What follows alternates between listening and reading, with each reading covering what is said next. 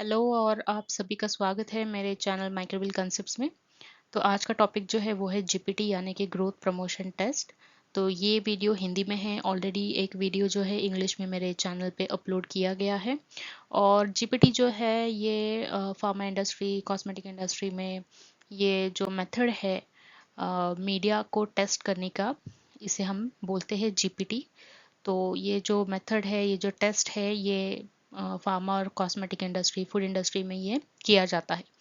तो ये जो टॉपिक है इसके ऊपर कमेंट बॉक्स में मुझे कमेंट आया था कि प्लीज़ इस पे वीडियो बनाएं, तो मैं दोनों में बना रही हूँ, इंग्लिश और हिंदी में।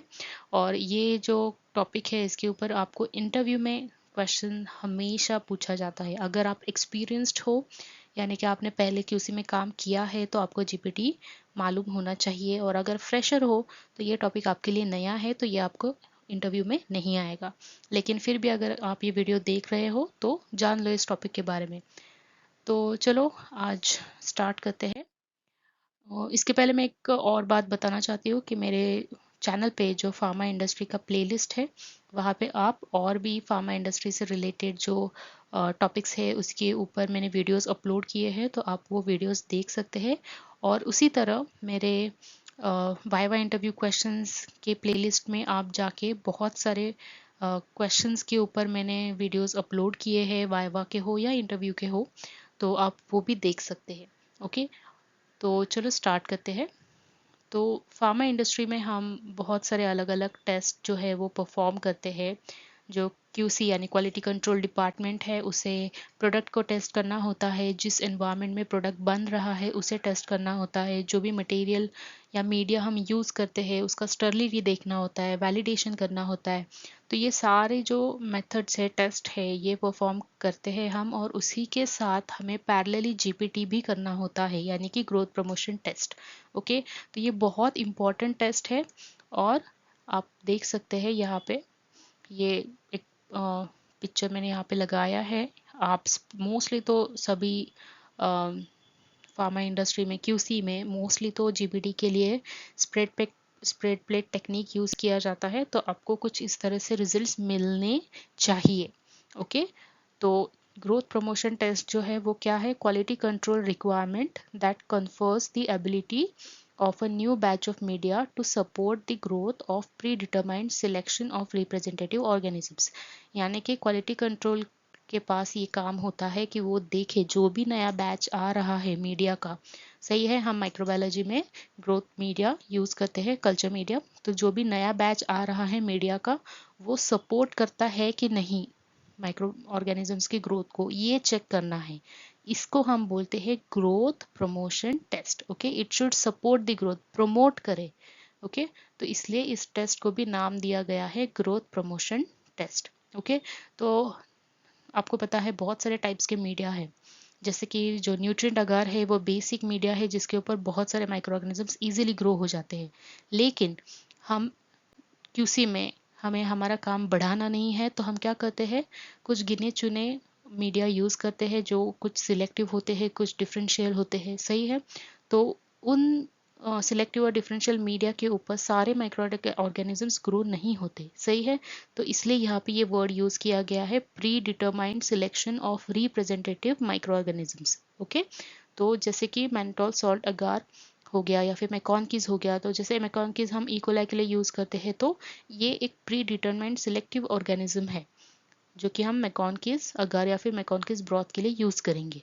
ओके, फिर अगर आपको और एग्जांपल देना है तो हम बात कर सकते हैं मैनेटोल सॉल्ट अगार जो कि हम यूज़ करते हैं स्टेफाइलोकोकस ऑरियस के लिए। फिर सैब्रोडेक्स्ट्रोज अगार जो कि हम फंगस के लिए यूज़ करते हैं, जहाँ पे आप एस्परजिलस यानी कि जो मोल्ड है वो भी ग्रो कर सकते हैं। उसके साथ हम कैंडिडा को भी यूज़ कर सकते हैं ग्रो करने के लिए। Okay, so all the media used in CGMP facility should be tested for GPT. CGMP का फुल फॉर्म है करंट गुड मैन्युफैक्चरिंग प्रैक्टिसेस, यानी कि जो भी फैक्ट्रीज हैं, इंडस्ट्रीज है जो CGMP को यूज़ करते हैं, गुड मैन्युफैक्चरिंग प्रैक्टिसेस को, उनको तो ये कंपलसरी है कि वो सारे जो मीडिया यूज़ किए जाते हैं माइक्रोबायोलॉजी के क्यूसी में, तो उनको वो टेस्ट करें। ओके, तो कौन से? On both a new and previously released media batch to compare the recoveries, यानी कि जो ऑलरेडी अप्रूव किया गया है कि उसी से, और जो यूज़ हो रहा है मीडिया उसको भी करना है यूज़ टेस्टिंग के लिए, और जो नया बैच आया है उसको भी यूज़ करना है टेस्टिंग के लिए, ताकि आप दोनों के रिजल्ट्स जो है, दोनों की रिकवरीज जो है वो आप कंपेयर कर सकें। GPT is used to show that the media used will perform as expected against accepted criteria. Okay, तो GPT जो है वो हम यूज़ करते हैं ताकि हम वो ये जान पाए कि जिस तरह से कंपनी ने बोला है कि ये जो मीडिया है ये इस तरह से काम करेगा, इस पर्टिकुलर माइक्रो ऑर्गेनिजम्स को ये इनिबिट करेगा, या फिर इस पर्टिकुलर माइक्रो ऑर्गेनिज्म को ये प्रोमोट करेगा ग्रोथ में, तो उस तरह से ये वो जो पर्टिकुलर मीडिया है जो आप टेस्ट कर रहे हैं उसको वर्क करना चाहिए। ओके, तो ही हम उस मीडिया को एक्सेप्ट कर सकते हैं, हम उसको रिलीज कर सकते हैं। ओके, तो दो अ, जो है मेथड्स है यहाँ पे आप यूज़ कर सकते हो, क्योंकि अभी ये बात हो रही है यहाँ पे माइक्रो ऑर्गेनिजम्स को ग्रो करने की। तो एक तो है कि आप क्वांटिटेटिव रेफरेंस मटेरियल यूज़ करें जिसका COA यानी कि सर्टिफिकेट ऑफ एनालिसिस उनके साथ आता है। जो स्टैंडर्ड मटेरियल्स आप बोल सकते हैं कि हाँ बाबा मैंने ये पर्टिकुलर वायल यूज़ किया तो मुझे 100 यानी कि 100 ही कॉलोनीज मिलेंगी। That is standard reference material जहाँ पे आपको सर्टिफिकेट आता है उसके साथ कि हाँ this is tested and it is a very good product, कि आपको ये टेस्ट करोगे तो आपको इतना इतना रिजल्ट आएगा ही आएगा। ओके, तो ये स्टेट किया होता है उस सर्टिफिकेट में, आप वो भी यूज़ कर सकते हो, या फिर आप मैन्युअली सीरियल डायल्यूशन करके आपके खुद माइक्रो ऑर्गेनिजम्स के सस्पेंशन आप बना सकते हो। ओके, तो जब मैं फार्मा इंडस्ट्री में QC में काम करती थी तो मैंने यह मेथड यूज़ किया है GPT के लिए, यानी कि सीरियल डायल्यूशन करने का। ओके, तो आपको फोर्टनाइटली यानी कि आपको 15 दिन में आपको जो है सीरियल डाइल्यूशन करना है। एक बार आपको चेक करना है कि कौन से डाइल्यूशन में अच्छा कॉलोनी का ग्रोथ आपको मिल रहा है, यानी कि 150 टू 100 CFUs आपको कंपलसरी आने ही चाहिए। ओके, मोर देन 50 आपको CFUs आनी चाहिए। ओके, तो वो आप डाइल्यूशन सिलेक्ट करते हो and then you use it for GPT लगाने के लिए आपको उन सारे माइक्रो ऑर्गेनिजम्स के सस्पेंशंस जो है वो आपको निकाल के अलग से रखने हैं और आपको वो स्टोर करने हैं फ्रिज में, और जब भी आप इनमें से कोई भी एक टेस्ट परफॉर्म करते हो तो आपको GPT लगाना है। GPT पॉजिटिव कंट्रोल की तरह ही भी एक्ट करता है, इसलिए आप अच्छा है कि ये हैबिट आपके QC में हो कि आप मोस्टली तो इन सारे टेस्ट में आप GPT लगाओ। Okay, then serially diluted suspension method proved difficult in obtaining accurate results। अभी ये एक डिसएडवांटेज है कि सीरियली डाइल्यूटेड जो मैन्युअली हम सीरियल डाइल्यूशन करते हैं उसमें आपको हर बार एक्यूरेट रिजल्ट्स मिले। ओके, ये थोड़ा ट्रिकी है क्योंकि हर एक का हाथ, हर एक के स्किल्स जो है वो अलग होते हैं। मैं राइट हैंड से काम करती हूँ, कोई और है वो लेफ्ट हैंड से काम करता है। ओके, तो हर एक का हैंडलिंग ऑफ पाइपेट और पिपेट जो है वो अलग हो सकता है।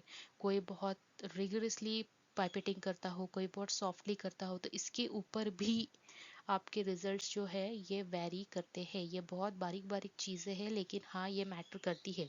In addition this approach is potentially flawed in that the inoculum does not come with a COA, यानी कि ये जो अप्रोच है इसमें एक कमी है कि इसका आप या फिर आप नहीं, कोई भी इसका सर्टिफिकेट ऑफ एनालिसिस नहीं दे सकता और ना इसको बहुत गारंटी से यूज़ करने बोल सकता है। Okay, and a gradual decline in a viability might not be readily detected, यानी कि जो 15 दिन आप एक सस्पेंशन को यूज़ करेंगे तो ऑब्वियस है वो बस सलाइन वाटर होता है, तो उसमें कितना दिन आपका माइक्रोबियल सेल जो है वो सरवाइव कर पाएगा। क्या होता है थोड़े दिनों बाद जो नंबर ऑफ माइक्रो ऑर्गेनिजम्स है वो कम होते जाते हैं क्योंकि there is a decline in viability, यानी कि जो लिविंग सेल्स है वो मरना चालू हो जाते हैं और आप ये भी बहुत अच्छी तरीके से डिटेक्ट नहीं कर पाते।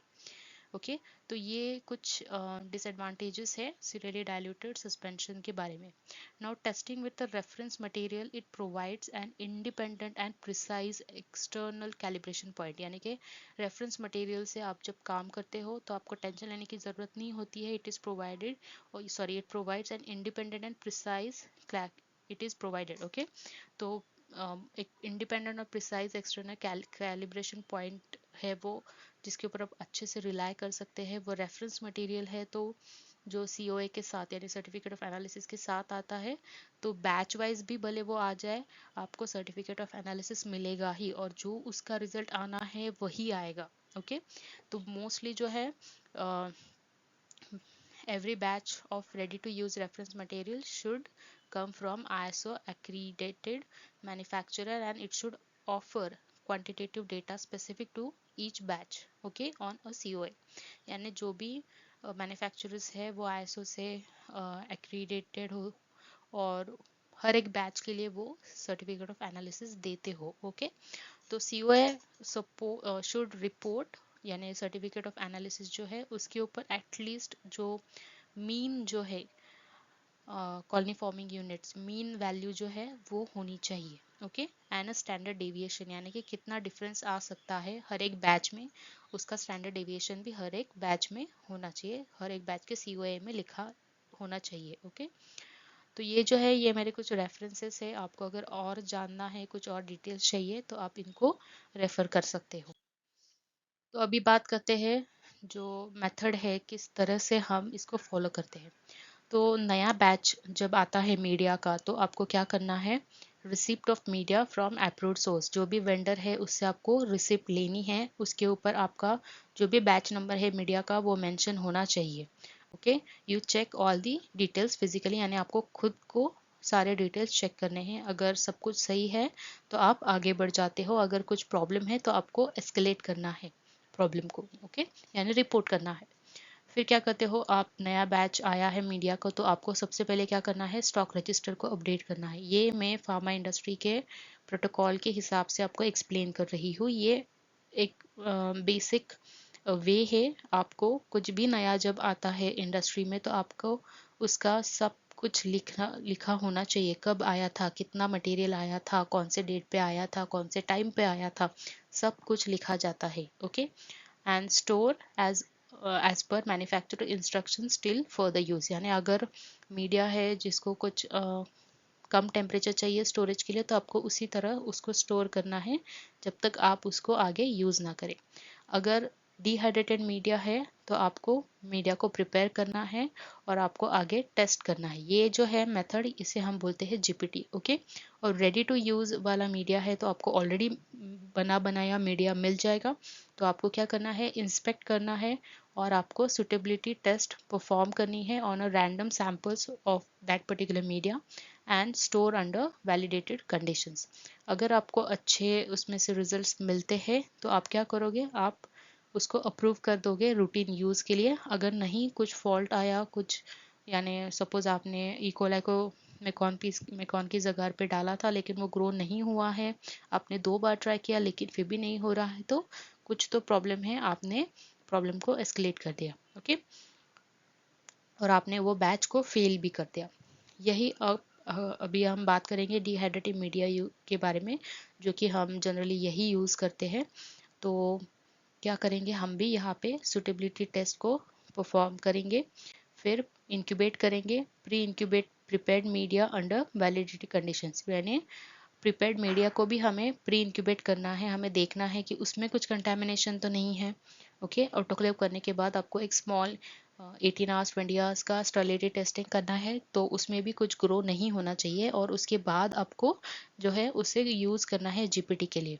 Okay and you validate under it should be validated and you should perform the GPT in parallel. Okay तो यहाँ पे भी अगर आपको अच्छे रिजल्ट्स मिलते हैं तो आप उसे अप्रूव करते हो रूटीन यूजेस के लिए. अगर आपको नहीं रिजल्ट्स मिलते तो आप उसको फेल कर देते हो. ओके तो अगर आपने यूज उसको अप्रूव कर दिया तो आपको फिर से अपडेट करना है स्टॉक रजिस्टर में कि yes this particular batch is been approved for further use, and आप फिर उसको रूटीन माइक्रोबायोलॉजी के लैब में आप QC से उसको यूज़ करना चालू कर सकते हो। ओके, और यूज़ होने के बाद आपको डिकंटामिनेशन करके आपको डिस्पोज करना है मीडिया। ओके, तो ये एक बेसिक वे है। अभी बात करते हैं सिर्फ ग्रोथ प्रमोशन टेस्ट के बारे में। तो इसको और भी एक नाम है, उसे हम बोलते हैं माइक्रोबियल एन्यूमरेशन टेस्ट। तो यहाँ पे हम क्या करते हैं, prepare inoculum, okay, less than और इक्वल टू 100 CFU पर 0.1 ml। आपको इतना काउंट आना ही चाहिए। आपके जो बैक्टीरियल सस्पेंशन है जो आप यूज़ करेंगे ग्रोथ प्रमोशन टेस्ट के लिए, 0.1 ml अगर आप प्लेट आउट करते हो तो आपको लेस देन और इक्वल टू 100 CFUs यानी 100 कॉलोनीज के करीब आपको कॉलोनीज दिखनी चाहिए आपके प्लेट के ऊपर। तो आप क्या करते हो, आप एक मीडिया का बैच नया वाला लोगे और एक जो ऑलरेडी प्रीवियसली अप्रूव्ड किया है, आप ऑलरेडी यूज़ कर रहे हो QC में, वो भी लोगे। तो हर एक मीडिया बैच के आपको दो दो प्लेट्स लेने हैं। आपको मीडिया प्रिपेयर करना है, ऑटोक्लेव करना है, फिर असेप्टिकली आपको मीडिया के प्लेट्स भी बनाने हैं। ओके, तो आप क्या करोगे, न्यू बैच के 2 प्लेट्स इनोकुलेट करोगे और पुराने बैच के जो अप्रूव किया है उसके भी आप 2 प्लेट्स को इनोकुलेट करेंगे। ओके, इनोकुलेट कर दिया आपने 0.1 ml पिपेट से लेके इनोकुलेट कर दिया, तो आपको क्या करना है, असेप्टिकली वर्क करना है और आपको स्प्रेड प्लेट करना है। स्प्रेड प्लेट करके आपको इंक्यूबेट करना है और उसके बाद आपको जो है कॉलोनीज को काउंट करना है दोनों पे और उसका एवरेज लेना है। ओके, तो एवरेज जो है वो डिफरेंस नहीं होना चाहिए, तकरीबन सेम ही एवरेज दोनों बैच पे आना चाहिए। ओके, क्योंकि आपने सेम ही सस्पेंशन यूज़ किया है तो ऐसा हो नहीं सकता कि एक में 10 कॉलोनीज आ गई और एक में 70 कॉलोनीज आ गई, ये तो नहीं हो सकता, सही है। तो आपका जो है एवरेज दोनों प्लेट्स पे जो है वो सही आना चाहिए। Okay, the count should not be with in a factor of 2। Okay, तो ये जो है एक सिंपल में फिर से मेथड बता रही हूँ। You get a culture from culture bank और रिसोर्स सेंटर। ओके, आप जहाँ पे भी हो, जिस भी फार्मा कंपनी में हो, आपको कहीं से तो किसी कल्चर बैंक से या फिर अमेरिकन टाइप कल्चर कलेक्शन से ATCC से आपको आपके कल्चर्स लेने हैं, मंगाने हैं। ओके, बाय करने हैं। फिर फर्स्ट थिंग जो है वो आपको उन्हें एक बार सब कल्चर करना है। सिर्फ एक जो वो मेन कल्चर मास्टर कल्चर जो उन्होंने प्रोवाइड किया है, आप डायरेक्टली उसे यूज़ ना करो। ओके, क्योंकि अगर यूज़ करते समय उसी में कंटेमिनेशन आ गया, या समझो वो जो उन्होंने अगर स्लांट पे दिया था, स्लांट अभी सूख गया, तो आपका तो कल्चर जो है वो ख़त्म हो जाएगा, आपके पास कल्चर ही नहीं रहेगा। तो बेटर है आप उसे सब कल्चर करो एंड उसके बाद आप जो है वो सब कल्चर किया हुआ फ्रेश जो कल्चर है 18 to 20 आवर्स वाला, उसे आप यूज़ करके आप सीरियल डायल्यूशन कर सकते हो। Okay, you plate out last 3 dilutions to get 100 CFU per ml on a plate. Okay, so ये आप डिसाइड कर सकते हो आपको कैसे चाहिए। आपको 100 CFUs पर ml चाहिए या 100 CFUs पर 0.1 ml चाहिए। अब ये डिपेंड करता है आप कितने डायल्यूशंस करते हो और आप कितना प्लेट आउट करना चाहते हो। ओके, ये हर एक के ऊपर है। आप पॉइंट पर ml भी रख सकते हो या फिर पर 0.1 ml भी आप अपना जो है माइक्रो ऑर्गेनिजम्स का लोड वो आप सेट कर सकते हो। ओके, तो ये सीरियल डायल्यूशन का प्रोसीजर है। आई होप कि आप माइक्रोबायोलॉजी स्ट्रीम से हो तो आपको ये बेसिक है, आपको ये पता होना ही चाहिए। Okay, so selection of dilution which gives 100 CFUs पर ml फॉर GPT। अभी यहाँ पे देखो अराउंड ये यहाँ पे लास्ट 3 डायल्यूशंस हमने जो प्लेट किए थे तो यहाँ पे 27 कॉलोनीज आई है। ओके, फॉर एग्जांपल तो ये जो है 10⁻⁴ वाला जो है मैं इसको ले लूँगी आगे मेरे ग्रोथ GPT के लिए। ओके, ग्रोथ प्रमोशन टेस्ट के लिए। ओके, ये यहाँ पे बहुत कम नंबर है लेकिन आपको एटलीस्ट 75-80 के आसपास कॉलोनीज आने वाला सस्पेंशन चाहिए। ओके, तो आपको आपका कल्चर सस्पेंशन मिल गया, अभी आप GPT लगाओगे। तो ये जो है सपोज आपका नया बैच आ गया मीडिया का, तो आप क्या करोगे, सब उसका रिकॉर्ड रखोगे। आप जो स्टॉक रजिस्टर है उसमें आप सब एंट्री करोगे। Then take a sample of 5 grams of dehydrated media powder from each batch and mix properly. Suppose आपके पास सेम बैच नंबर के आपने 5 डिब्बे मंगाए हैं तो 5 ही डिब्बों में से आपको 5 ग्राम्स का जो मीडिया है वो लेना है, मिक्स करना है प्रॉपरली, एंड उसके बाद उसे यूज़ करना है media preparation and sterilization according to the SOP। तो आपके फार्मा कंपनी में QC में जो भी SOP है, स्टैंडर्ड ऑपरेटिंग प्रोसीजर जिसे हम कहते हैं, तो उस मेथड, उस पर्टिकुलर वे से आपको आपका मीडिया बनाना है और स्टरलाइज करना है। ओके, तो स्टरलाइजेशन के बाद आपको क्या करना है, ट्रांसफ़र करना है मीडिया को एनालिसिस रूम में। एनालिसिस रूम ऐसा रूम होता है जहाँ पे आप काम करते हो। ओके, आप जैसे इंस्टीट्यूट में या फिर कॉलेजेस में बहुत सारे वर्किंग टेबल्स होते हैं, ओपन होता है एक लैब या फिर एक रूम जहाँ पे आप ओपनली 2 बर्नर्स के बीच में काम करते हो। ऐसा फार्मा इंडस्ट्री में नहीं होता है। फार्मा इंडस्ट्री में अलग से एक सेपरेट रूम होती है जहाँ पे सिर्फ और सिर्फ आप एनालिसिस करते हो। ओके, आपका मीडिया प्रिपरेशन रूम अलग होता है, आपका ऑटोक्लेविंग रूम अलग होता है, आपका सिटिंग एरिया अलग होता है, आपका जो रजिस्टर या फिर लॉग बुक रखने का एरिया होता है वो अलग होता है। ओके, तो आप सारे काम एक जगह पे नहीं करते हो। तो उसी तरह से एनालिसिस रूम अलग होता है। तो आपको एस्ट्रलाइजेशन के बाद जो है आपका मीडिया है उसे एनालिसिस रूम में ट्रांसफ़र करना है। तो ट्रांसफ़र करते समय भी हम डायरेक्टली ट्रे में लेके, हैंड में लेके, हाथ में लेके एक रूम से दूसरे रूम में नहीं जाते। हम क्या करते हैं, हम पास बॉक्स का यूज़ करते हैं। ओके, ताकि हमारा जो मीडिया है वो ज़्यादा हवा के कांटेक्ट में ना आए, उसके बाहरी सरफेस पे ज़्यादा बैक्टीरिया सेटल ना हो और हमारे हाथ से गिरे ना, कुछ फूटे ना, इसके लिए हमें पास बॉक्स यूज़ करना होता है। ओके, तो अभी ये हो गया, हमने एनालिसिस रूम में हमारा मीडिया हम लेके आए। तो क्या करना है, अगर आपका अगार है तो आपको, मतलब मीडिया जो है सॉलिड वाला है जिसमें अगार डाला है, तो आपको कूल करना है 45 डिग्री सेल्सियस तक। एंड उसके बाद यू लेबल द प्लेट्स, जो भी प्लेट्स आप यूज़ करने वाले हो उनको अच्छे से लेबल करो with the culture media name, date, batch etcetera. And then you add, मतलब आप मीडिया बनाओ, आपके प्लेट्स को सॉलिडिफाई होने दो, and then you add 1 ml of suspension of specific culture containing 100 CFU per ml in 2 sterile petri plates. Okay, तो आप क्या कर सकते हो, आप एक तो पोर प्लेट मेथड कर सकते हो या फिर स्प्रेड प्लेट मेथड कर सकते हो। तो सपोज अभी यहाँ पे आपका है पोर प्लेट मेथड, तो आप क्या करोगे, पहले प्लेट्स को लेबल करोगे, प्लेट्स को सीधा कर लोगे, यानी बेस पे हम लेबल करते हैं तो अभी प्लेट्स को हमने सीधा कर लिया लेबलिंग के बाद। तो अभी हम 1 ml जो है सस्पेंशन डालेंगे और उसके बाद जो है वो हम हमारा मीडिया डायरेक्टली पोर करेंगे। तो ये हो गया पोर प्लेट टेक्निक। अगर आपको स्प्रेड प्लेट टेक्निक करना है तो आपको पहले ही आपके मीडिया के प्लेट्स बनाने हैं और सेप्टिकली उनको सॉलिडिफाई होने देना है और उसके बाद आपको 1 ml सस्पेंशन डाल के स्प्रेड प्लेट करना है। ओके, तो ये डिपेंड करता है आप कौन सा टेक्निक यूज़ करते हो। देन अगर आपने सपोज यही पोर प्लेट मेथड यूज़ किया तो मिक्स करो, स्वर्ल करो, थोड़ा सा प्लेट को गोल गोल घुमाओ ताकि आपका जो सस्पेंशन है वो मिक्स हो जाए। Let the media solidify and then you incubate. अभी इंक्यूबेशन के बाद हम सपोज 24 आवर्स के लिए हमने इंक्यूबेट कर लिया, तो दूसरे दिन आके हम क्या है, हम रिजल्ट्स नोट डाउन करेंगे। अभी साथ ही में जब आप ये कर रहे हो तो आपको नेगेटिव कंट्रोल भी लगाना है। वो होगा आपका 1 ml सलाइन सस्पेंशन, सिर्फ सलाइन सस्पेंशन जिसमें कोई भी माइक्रोबियल सेल्स नहीं है। ये होगा आपका नेगेटिव कंट्रोल। अभी सेम प्रोसीजर जो है वो हम लिक्विड मीडिया, यानी सिर्फ अगर ब्रॉथ है हमको टेस्ट करना है तो हम ये सेम प्रोसीजर करेंगे।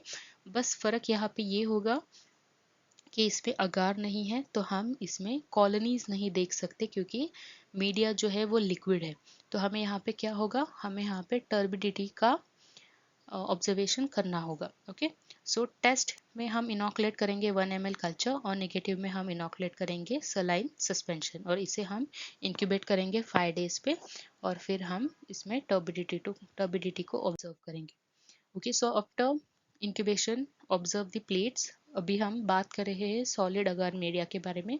तो हम क्या करेंगे, यहाँ पे ऑब्जर्वेशन के बाद हमने प्लेट, इंक्यूबेशन के बाद हमने ऑब्जर्व की प्लेट्स, तो हमने क्या किया, नंबर ऑफ कॉलोनीज को काउंट किया। अभी जो भी नंबर ऑफ कॉलोनीज हमें दिखेंगी, सपोज हमें 73 कॉलोनीज मिल गए, तो हम आगे लगाएंगे CFU वाला यूनिट जो होगा कॉलोनी फॉर्मिंग यूनिट, यानी एक सेल से पूरा माइक्रो ऑर्गेनिज्म का कॉलोनी बनता है तो हम क्या बोलते हैं, colony forming unit. Okay, and it is we will report the number of colonies जो भी हमें दिखी है वो हम रिपोर्ट करेंगे ऑन बोथ द प्लेट्स। दोनों प्लेट्स पे हमें काउंट करना है और फिर हमें उसका मीन निकालना है, ओके, एवरेज। CFU ऑब्जर्व, तो क्या होगा, P1 यानी प्लेट 1, P2 यानी प्लेट 2, दोनों का हम एडिशन करेंगे। सपोज यहाँ पे आया 70, यहाँ पे आया 65, ओके। तो दोनों का एडिशन करके हम डिवाइड बाय 2 करेंगे, जो भी आंसर आएगा वो होगा हमारा मीन CFU। तो ये हम करेंगे न्यू बैच के लिए, और ये फिर से हम सेम रिपीट करेंगे प्रोसीजर जो पहले अप्रूव किया था मीडिया का बैच, उसके लिए भी। तो क्या होगा, हम अभी माइक्रोबियल रिकवरी जो है वो हम निकाल सकते हैं। तो कैलकुलेट करने के लिए ये जो फॉर्मूला है परसेंटेज वाला, ये हम यूज़ करते हैं, जहाँ पे मीन CFU ऑब्जर्व जो हमने यहाँ पे निकाला वो इंटू 100 करते हैं, और इनोकुलेटेड CFU पर एम, जितना हमने वॉल्यूम इनोकुलेट किया वो हम यहाँ पे लिखेंगे और कैलकुलेट करेंगे। तो हमारा जो रिकवरी है it should not be less than 75%। Recovery है वो हमारा हमेशा 75 से ज़्यादा होना चाहिए, 75 से कम नहीं, ओके। तो अभी ये एक टेबल है, यहाँ पे आप देख सकते हो, यहाँ पे मैंने कुछ एग्जांपल्स दिए हैं मीडिया के और कल्चर के जो हम यूज़ करते हैं उन स्पेसिफिक मीडियाज़ के लिए, और characteristics of the culture for the representative respective media, okay. यानी कैरेक्टरिस्टिक्स यानी अभी जैसे मैनेटॉल सॉल्ट अगर है हम यूज़ करते हैं एस ऑरियस, तो यहाँ पे हमें येलो कॉलोनीज ही दिखनी चाहिए, ना कि ब्लू और ग्रीन, ओके। फिर उनका टेम्परेचर दिया है और उनका इंक्यूबेशन टाइम भी दिया है, तो आपको ये रेफरेंस के लिए इजी हो जाएगा। SCDM is soybean casein digest medium, यानी जहाँ पे M लिखा है वो ब्रॉथ है, जहाँ पे A लिखा है वो अगार है, okay. Soybean casein digest agar, mannitol salt agar, cetrimide agar, SDN Sabouraud dextrose agar, and XLDCA यानी ज़ाइलोसिलाइसिन डीऑक्सीकोलेट अगार, ओके। तो ये मैंने आपको सब कुछ अच्छे से बता दिया है।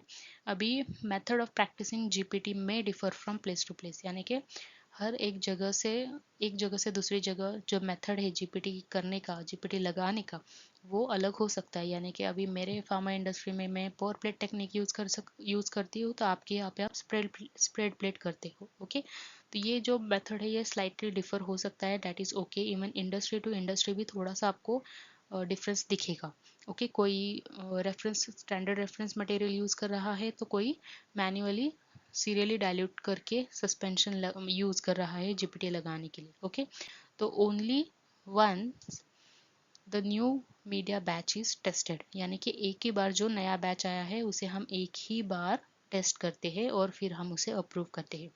Each time while performing MLT EM GPT is done for each type of media, okay. तो MLT यानी माइक्रोवेव लिमिट टेस्ट और एनवायरमेंटल मॉनिटरिंग करते समय हम जीपीटी लगाते हैं जितने भी मीडिया हम यूज़ कर रहे हैं उन सारों के लिए, ओके। वो आपका एज अ पॉजिटिव कंट्रोल भी वर्क करता है। The test culture and challenge organism should show growth within 3 days for bacteria and 5 days for fungi, okay. जो भी आप टेस्ट ऑर्गेनिज्म यूज़ कर रहे हो वो थोड़ा बहुत तो आपको ग्रोथ दिखाना चाहिए 3 डेज में और 5 डेज में।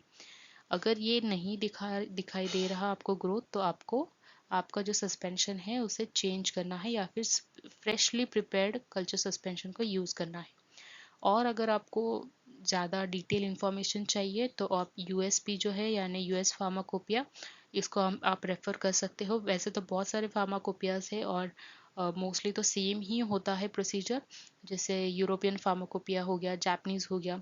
तो वैसे US फार्माकोपिया है जो बहुत ज़्यादा यूज़ किया जाता है।